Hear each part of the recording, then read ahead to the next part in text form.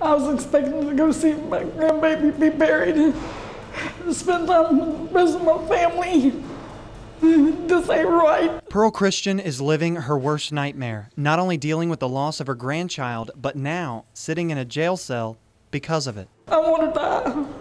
I just want to die. Earlier this week, Christian's 2-year-old grandson, Chevy Waddle, died after an electric stove fell on him. West Virginia State Police say Christian and her fiancé, Byron Morrison, were home at the time, but were both asleep. My world collapsed.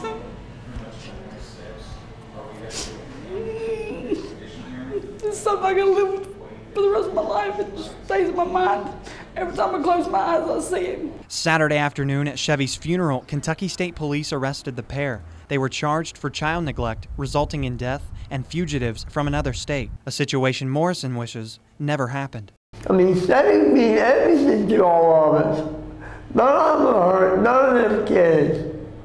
This is wrong. We shouldn't be here. Both bound by 4 walls, and the blame, they say, pointing in one direction for little Chevy's death. I do blame myself. I always have a place in my heart. He's my world. I was glad I could bring him back. A family coping with loss. I would give my life for his. And regret. Ryan Bloomfield, WSAZ News Channel 3, Raceland.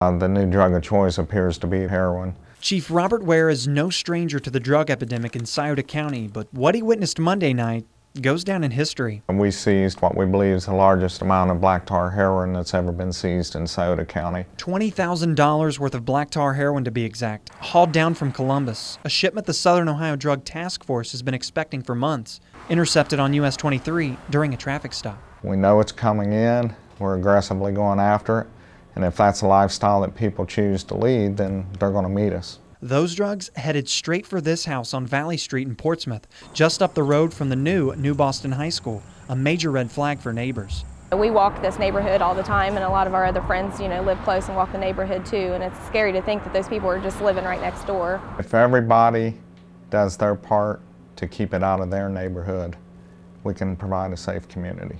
A call for communities to speak up to help police crack down. Ryan Bloomfield, WSAZ News Channel 3, Portsmouth.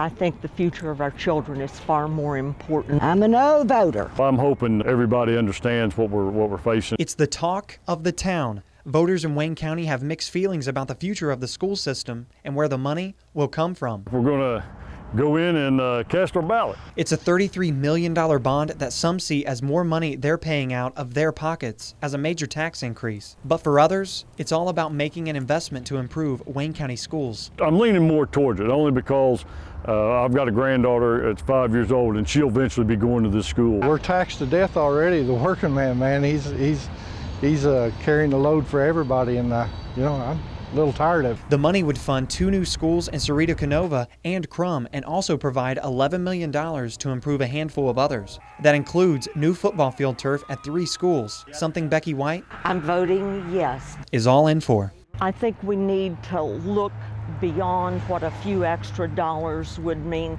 to us, but when you compare it to what we're going to get from it, I think it's very minimal. But the debate comes down to who's footing the bill, and that's what some voters say they're deciding. I think it's just too much money involved. The kids' education's not getting any better. We're still way down on the totem pole, but the money keeps going up. Putting a price on how much bricks and mortar play into education decided with a simple yes or no. Ryan Bloomfield, WSAZ News Channel 3, Wayne County.